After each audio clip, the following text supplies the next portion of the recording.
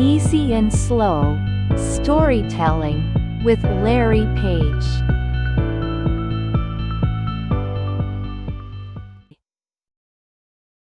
People know the name Larry Page.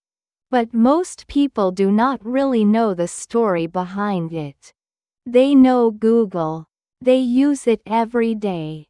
They trust it without thinking. But few stop to ask how this company began.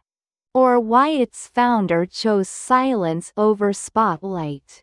Or how one idea quietly reshaped how humanity thinks. Larry Page is often described as a brilliant engineer, a shy technologist, a co-founder who stepped aside while others took the stage. That image is not wrong. But it is incomplete, because Larry Page was never just building a search engine. He was building a worldview. To understand Larry Page, you have to understand what he believed was broken. Not in technology, but in knowledge itself. Most people think Google succeeded because it organized the internet. That is true. But the deeper truth is more uncomfortable.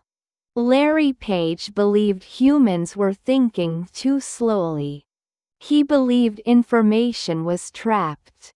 And he believed bureaucracy was the enemy of progress. From the beginning, he did not want a company.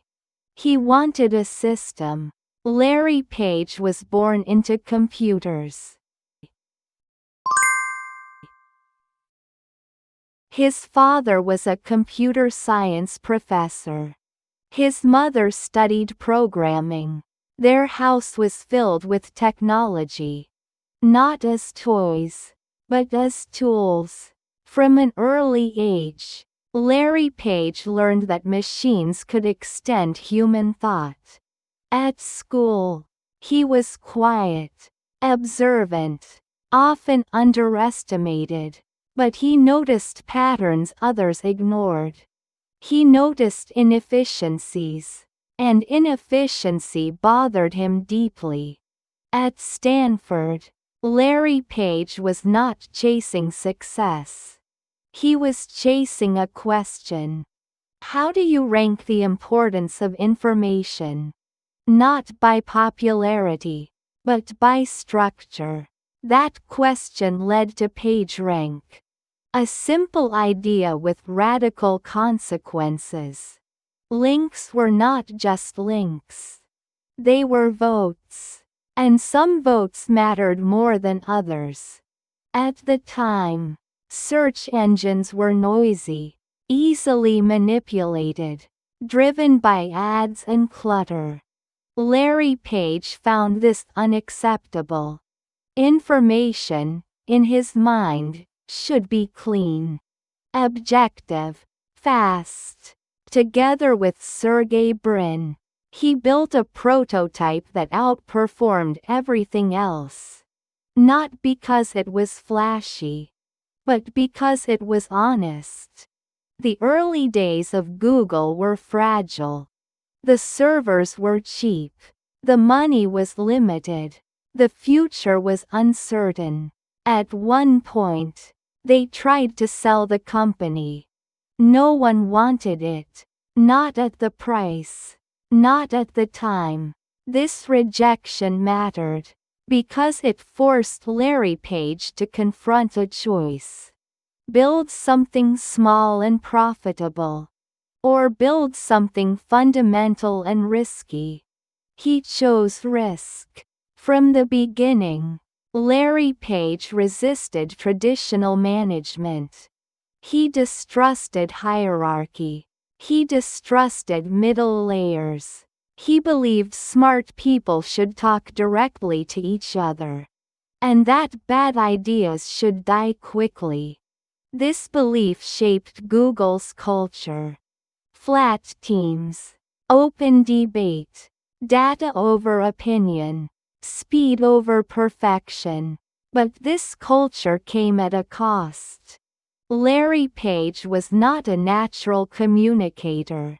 He struggled to explain vision in human terms. He spoke in abstractions, in systems, in possibilities.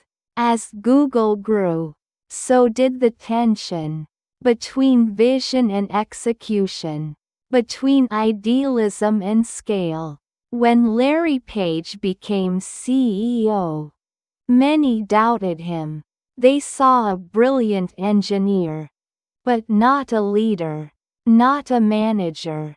Inside Google, meetings were intense. Ideas were challenged relentlessly. Larry Page pushed teams to think 10 times bigger. Not 10% better, 10 times better. This philosophy shaped everything. Self-driving cars, massive data centers, artificial intelligence. Projects that seemed impossible or unnecessary. Critics called it arrogance, waste, distraction. But Larry Page saw something else. He saw time, and he believed time was running out. He believed incremental progress was a failure. That humanity needed leaps, not steps.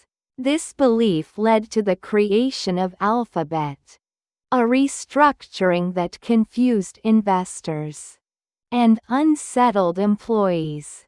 But for Larry Page, it was clarity. Google would focus on search and ads. Everything else would be free to fail.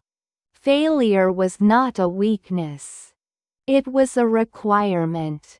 Under this model, Larry Page moved further from the spotlight. He stopped giving interviews, stopped explaining himself, let results speak instead. Some interpreted this as retreat. Others saw it as control. But in reality, Larry Page was always more comfortable behind systems than people. Today, his influence is everywhere, in how information is accessed, in how AI is trained, in how technology scales globally. Yet he remains distant, almost invisible, a founder who reshaped the world, then stepped back from it. But silence does not mean absence. The philosophies he embedded remain. Move fast. Remove friction. Question authority. Think bigger than comfort allows. At the same time, the risks are real. Concentration of power. Control over information. Algorithms shaping belief. Larry Page rarely addresses these concerns publicly. Not because he ignores them, but because he believes systems will evolve faster than debate. That belief is both his greatest strength and his greatest vulnerability. Larry Page's story is not about charisma. It is not about dominance. It is about belief. Belief that knowledge should flow freely. Belief that technology should serve intelligence. Belief that the world can be optimized. The question is not whether he succeeded. He clearly did. The question is what comes next. When systems grow more powerful than their creators.